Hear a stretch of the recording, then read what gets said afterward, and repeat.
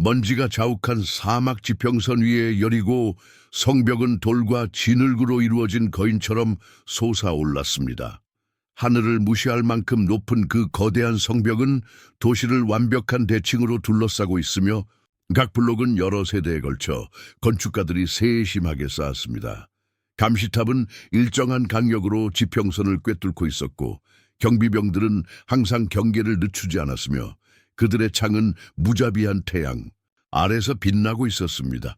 멀리서 보면 요새는 통과할 수 없는 것처럼 보였습니다. 인간의 독창성과 보물을 보호하는 끊임없는 힘을 보여주는 기념물입니다. 성벽 안에서는 삶이 빠른 속도로 윙윙거리고 있었습니다. 중앙시장은 상업의 조직적인 혼란으로 고동쳤습니다. 상인들은 가격을 외쳤고 향신료는 짙은 공기에 향기를 풍겼고 분비는 노점에는 형형색색의 양탄자가 걸려 있었습니다. 동전을 주고받고 직물을 검사하고 동물들이 임시 변통의 우리에서 울부짖고 울부짖었습니다. 좁은 골목길을 따라 어도비 벽에 그림자가 춤추며 가장 나이 많은 주민들만이 알고 있는 비밀을 숨겼습니다. 수천 명의 익명의 얼굴 중에서 한 사람은 그 악명 때문이 아니라 그것이 차지하고 있는 독특한 지위 때문에 눈에 띄었습니다. 라합은 평범한 여자가 아니었습니다. 그녀의 직업 때문에 그녀는 존경받는 열이고 사회에서 소외되었습니다. 그의 얼굴에는 힘든 삶의 흔적이 남아 있었지만 그의 눈에는 많은 사람들이 과소평가할 만큼 예리한 지성이 드러났습니다. 평판이 의심스러운 여관 주인인 그녀는 적대적인 지형에서 살아남는 법을 배운 사람의 기술로 사회적 수용의 한계를 헤쳐나갔습니다. 그의 집은 독특한 전략적 위치를 차지했습니다. 성벽 바로 위에 세워진 그의 집은 그 특권적인 위치에 허용된 몇 안 되는 건물 중 하나였습니다. 그녀가 설립한 건물의 창문을 통해 그녀는 이 도시 내부와 성벽 너머의 광활한 사막 평원을 모두 볼 수 있었습니다. 그것은 완벽한 유리한 지점이었고 정보가 금만큼 가치 있는 화폐라는 것을 아는 여성의 눈에 띄지 않았습니다. 사막의 바람은 모래와 먼지보다 더 많은 것을 운반했습니다. 그들은 마치 보이지 않는 상품처럼 무역로를 여행하는 속삭임, 이야기의 단편을 가져왔습니다. 여관에서는 지친 상인들이 조용히 말하고 있었고 광장에서는 상인들이 불안한 눈빛을 교환했습니다. 신비한 사람들이 다가오고 있었습니다. 아무도 볼 수 없지만 그 힘을 부인할 수 없는 신의 보호 아래 행진하는 사람들이 있었습니다. 보고서는 무시하기에는 너무 환상적이었습니다. 그들은 이 하나님이 홍해를 열어 그분의 백성이 마른 땅을 걸을 수 있게 했고 물은 지상에서 가장 강력한 군대를 삼켰다고 말했습니다. 그들은 애굽을 황폐시킨 설명할 수 없는 재앙들, 전통적 포위 공격 없이 정복된 도시들, 나팔 소리에 무너진 성벽들에 대해 이야기했습니다. 각각의 이야기는 이전 이야기보다 더 가능성이 없어 보였지만 이야기꾼의 눈에 담긴 두려움은 이성이 신화만을 보던 곳에서 진실을 암시했습니다. 여리고에서는 두려움이 운걸거림으로 시작되어 점점 커져 마침내 구석구석까지 울려 퍼지는 조용한 포효가 되었습니다. 지역 사제들은 희생을 증가시켰고 통치자들은 경비병을 강화했으며 상인들은 최고의 상품을 숨겼습니다. 한때 활기찼던 거리는 황혼이 되자 텅 비었습니다. 집에는 가족들이 조용히 모여 자연의 요소 자체를 통제하시는 하나님을 대면한다는 것이 무엇을 의미하는지 궁금해했습니다. 라합은 특별한 주의를 기울여 모든 일에 귀를 기울였습니다. 다른 사람들은 그 이야기를 겁에 질린 여행자의 과장된 이야기라고 일축했지만 그녀 내부의 무언가가 이 이야기와 공감했습니다.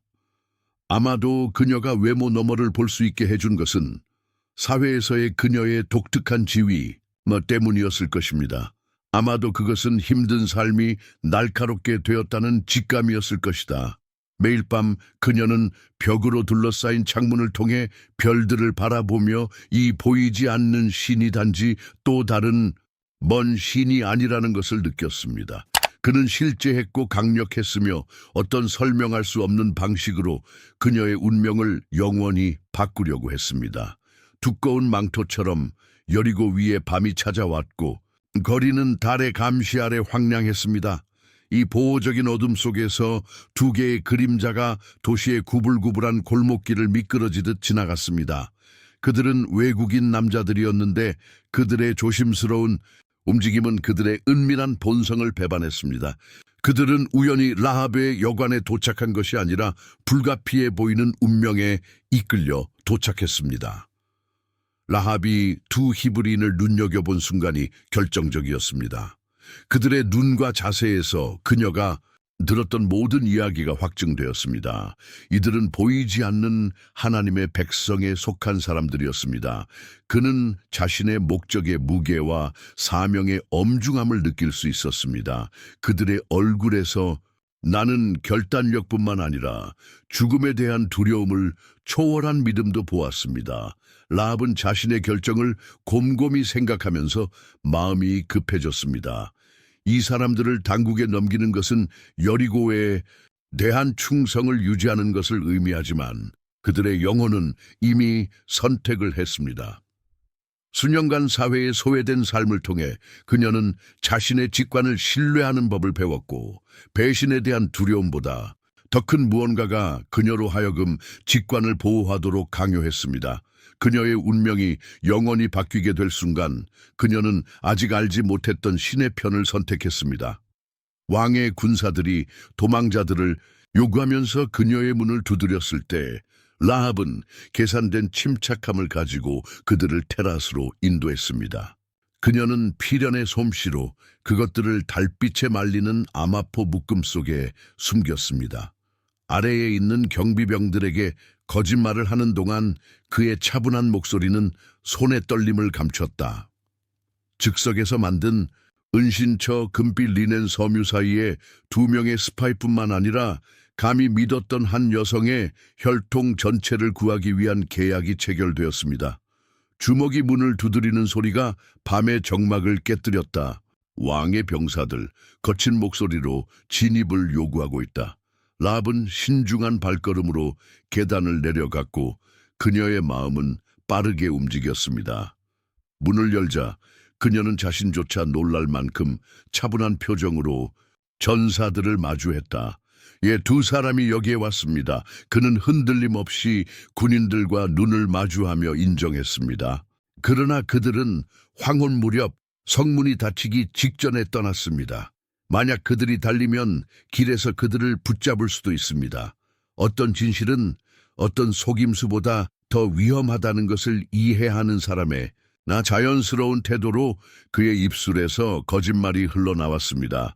군인들은 잠시 망설이다가 기러기 추격전을 시작했고 그들의 갑옷은 어둠 속에서 찰칵 소리를 냈습니다. 그들의 발자국, 소리가 멀어지자 라합은 심장이 쿵쾅쿵쾅 뛰면서 지붕으로 달려갔습니다.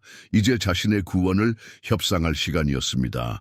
아마포 묶음 사이에 있는 정탐꾼들과 대면하여 라합은 자신의 제안을 매우 명확하게 말했습니다. 나는 당신들이 누구인지, 당신들의 하나님이 누구인지 압니다.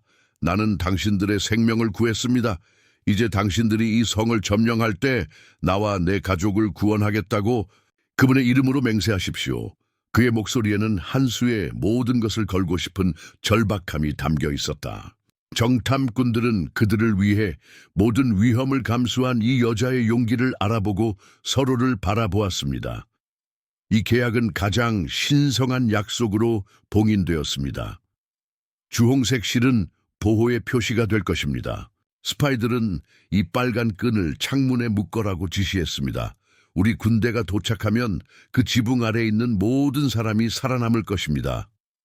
그날 밤 라합은 밧줄로 사람들을 성벽 아래로 내리면서 붉은 실을 창문에 묶었습니다. 이는 그녀가 아직 알지 못했지만 이미 여리고의 모든 돌신들보다 더 신뢰했던 하나님에 대한 믿음의 상징이었습니다. 이스라엘 군대는 조용한 밀물처럼 지평선 위에 나타났습니다. 7일 동안 그는 전쟁의 함성도 전투의 함성도 없이 단지 리드미컬하게 발을 구르며 제사장들이 엄숙하게 나팔을 부는 소리 없이 완전한 대형으로 여리고 성벽 주위를 행진했습니다. 주민들은 이 특이한 포위 공격에 당황하여 성벽 꼭대기에서 지켜보았습니다. 매 차례마다 두려움이 열병처럼 커졌습니다. 일곱째 날에는 의식이 바뀌었습니다. 타오르는 태양 아래 7번의 완전한 랩은 한계점까지 긴장감을 증가시킵니다.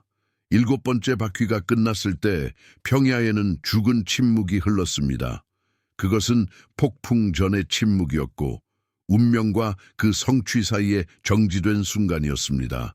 라합은 집 꼭대기에서 붉은 실을 손에 쥐고 있었고 가족들은 모두 숨을 죽이고 주위에 모였습니다. 그러자 트럼펫 소리가 이전과는 전혀 달랐습니다. 수천 명의 이스라엘 목구멍에서 전쟁의 함성이 터져 나왔고 그 비명은 하늘 자체를 찢는 듯한 비명이었습니다. 불가능한 일이 일어났습니다. 난공불락의 여리고 성벽이 흔들리기 시작했고 수백 년 된 돌들이 기초에서 떨어져 나가고 탑들이 모래성처럼 무너졌습니다. 붐은 귀가 먹먹할 정도였고 돌과 먼지가 눈사태처럼 도시를 삼켰습니다. 먼지가 가라앉았을 때 벽의 한 부분만 남아 있었습니다. 라합의 집이 서 있던 부분은 여전히 창문의 붉은 실이 펄럭거리고 있었습니다.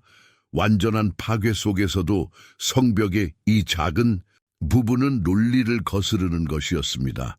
이는 약속을 지키시고 자신을 신뢰하는 사람들을 보호하시는 하나님의 능력에 대한 증거입니다.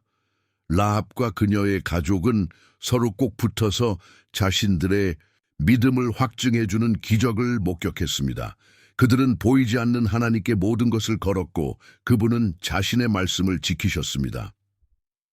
먼지 구름과 승리의 혼돈 속에서 두 사람은 새로운 결단력으로 예리코의 잔해를 통과했습니다. 그들은 라합이 보호했던 바로 그 정탐꾼들이었으며 이제 약속을 이행하기 위해 돌아왔습니다. 그들은 예상했던 바로 그곳에서 그것을 발견했습니다. 벽에 유일하게 서 있는 부분에서 주홍색 실이 여전히 희망의 등대처럼 창문에서 흔들리고 있었습니다. 히브리인들은 긴급함을 잘 조절하여 라합과 그녀의 가족을 낙석과 연기가 나는 잔해가 가득한 미로 속으로 안내했습니다. 각 단계는 폐허가 된 도시뿐만 아니라 알려진 삶 전체를 남기는 신앙의 행위였습니다. 승리자들의 눈은 파괴된 도시의 경계 밖으로 인도되는 동안 일부는 호기심으로 일부는 의심으로 소그룹을 따라갔습니다. 이스라엘 진영에서 라합은 새로운 존재의 현실에 직면했습니다. 완벽한 원형으로 배열된 텐트, 낯선 의식, 그가 이제 막 이해하기 시작한 언어 등 모든 것이 이상했습니다. 여자들은 멀리서 그녀를 지켜봤고 남자들은 멀리서 그녀를 바라보았다. 그녀의 명성은 그녀보다 앞서 있었고 많은 사람들은 과거의 누군가를 받아들이는 것이 지혜로운지에 대해 의문을 제기했습니다. 며칠이 몇 주가 되었고 라합은 여리고에서 살아남을 수 있었던 것과 같은 회복력으로 이 새로운 세상을 헤쳐나가는 법을 배웠습니다. 배운 모든 관습, 숙달된 모든 새로운 단어, 받아들여지는 모든 표정은 작은 승리였습니다. 파괴 속에서도 그녀의 집을 보호하셨던 하나님은 이제 새로운 정체성을 구축하는 매일의 도전을 통해 그녀를 인도하셨습니다. 그녀는 더 이상 여리고의 창녀가 아니라 역사의 바른 편을 선택한 믿음의 여인 라합이 되어가고 있었습니다. 이스라엘 진영의 천막 가운데 운명은 라합을 위해 또 다른 놀라움을 준비했습니다. 유다 지파의 방백 중 하나인 살몬은 이스라엘의 하나님을 위해 모든 것을 걸고 헌신한 여인을 지켜보았습니다. 다른 사람들은 그의 과거만을 보았지만 그는 그의 놀라운 용기를 보았습니다. 그의 위험 있는 존재감과 새롭게 발견한 믿음은 어떤 편견보다 더 큰 소리를 냈습니다. 사랑은 천천히 피어나며 극복할 수 없을 것 같았던 문화적, 사회적 장벽을 무너뜨렸습니다. 세몬은 정탐꾼들을 보호했던 것과 같은 결단력으로 라합을 보호하면서 자신의 가족과 지역 사회의 저항에 직면했습니다. 그들의 결혼은 변화의 강력한 상징이 되었습니다. 예전에 여리고의 매춘부였던 사람은 이제 유다 왕자의 아내가 되었습니다. 그들은 함께 과거가 아닌 구원받은 미래에 대한 약속 위에 새로운 삶을 건설했습니다. 라합은 자신이 따르기로 선택한 하나님의 길을 배웠고 새로운 민족의 전통과 신앙에 몰두했습니다. 세몬은 그녀를 인내와 사랑으로 인도했으며 그녀에게서 그녀의 과거 모습이 아니라 그녀가 변해가고 있는 모습, 즉 흔들리지 않는 신앙을 지닌 여성으로 바라보았습니다. 보아스의 탄생은 라합의 구원을 확실히 보장했습니다. 아들을 품에 안고 그녀는 자신을 여기로 오게 한 더 큰 계획을 이해했습니다. 이 소녀는 자라서 다윗 왕의 증조부가 되어 라합의 이름을 메시아의 혈통에 영원히 포함시킬 것이었습니다. 여리고의 매춘부부터 예수님 계보의 여주인까지 그녀의 이야기는 시작이 아무리 불가능해 보이더라도 믿음이 모든 삶을 변화시킬 수 있다는 가장 강력한 간증이 되었습니다. 라합의 이야기는 그녀의 개인적인 구원으로 끝나지 않았습니다. 그것은 수세기에 걸쳐 울려 퍼지게 될 유산의 시작에 불과했습니다.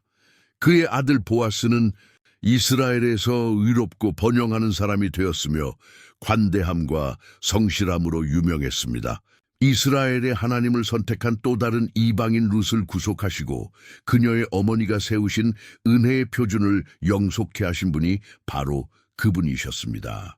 보아스와 룻의 결합에서 오벳이 태어났고 그는 위대한 왕 다윗의 아버지인 이새를 낳았습니다. 그리하여 라합의 피는 이스라엘 왕족의 혈관으로 흘러갔습니다. 그러나 신성한 계획은 훨씬 더 위대했습니다. 이 혈통을 통해 메시아 자신이 오실 것입니다. 마태복음에서 예수의 조상 중에는 라합이라는 이름이 있습니다. 히브리서에서 마리아 외에 믿음에 대해 명시적으로 언급된 유일한 여자입니다. 라합의 변화는 믿음의 구속력에 대한 강력한 증거입니다. 불운한 도시의 매춘부에서 구주의 계보에 나오는 여주인까지 그녀의 여정은 신성한 은혜를 누리기에는 지나친 과거가 없다는 것을 증명합니다. 그녀의 이야기가 성경에 인용된 이유는 그녀의 실수 때문이 아니라 그녀가 거의 알지 못했던 하나님을 위해 모든 것을 위험에 빠뜨린 그녀의 특별한 믿음 때문이었습니다. 라합의 메시지는 시간을 초월합니다. 진정한 믿음에는 운명을 바꾸는 힘이 있습니다. 누군가가 얼마나 멀리 떨어져 있는지, 과거가 얼마나 변색되었는지, 미래가 얼마나 가망 없어 보이는지에 상관없이 한 번의 믿음의 도약은 모든 것을 바꿀 수 있습니다. 라합은 하나님께서 우리의 과거를 보시는 것이 아니라 우리가 그분을 믿을 때 우리가 될 수 있는 것을 보신다는 것을 가르칩니다. 그분의 유산은 계속해서 여러 세대의 영감을 주며 신성한 경륜 안에서 구원받지 못할 사람은 아무도 없다는 사실을 우리에게 일깨워줍니다. 라합의 여행은 하나님의 계획에는 우연이 없다는 것을 우리에게 가르칩니다. 나 정탐꾼을 보호하기로 한 결정부터 메시아 계보에서 중추적인 역할에 이르기까지 이 특별한 여인의 모든 단계는 하나님께서 그분의 가장 위대한 목적을 성취하기 위해 가장 가능성이 없는 사람들을 어떻게 사용하실 수 있는지를 보여줍니다. 라합은 평범한 여주인공이 아니었습니다. 그의 삶은 편견과 배제로 얼룩진 사회의 그늘 속에서 시작되었습니다. 그러나 결정적인 순간에 그녀는 자신을 의롭다고 여기는 많은 사람들보다 뛰어난 믿음을 보였습니다.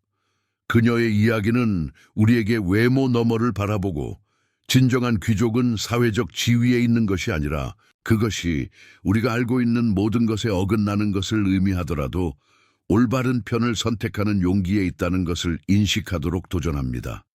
라합의 창문에 붙은 붉은 실은 구원의 표시 그 이상이었습니다. 그것은 구원의 영원한 상징이 되었습니다.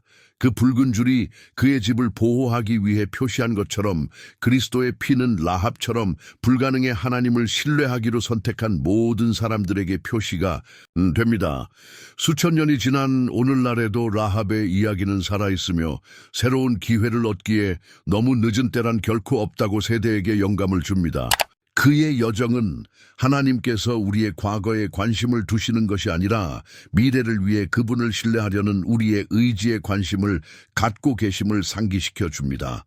그렇다면 이 놀라운 믿음과 변화의 이야기에 대해 어떻게 생각하시나요? 이 이야기가 당신의 마음에 감동을 주었다면 좋아요를 남겨주세요. 아래 의견. 라합의 이야기 중 어떤 부분이 당신에게 가장 큰 영향을 미쳤나요?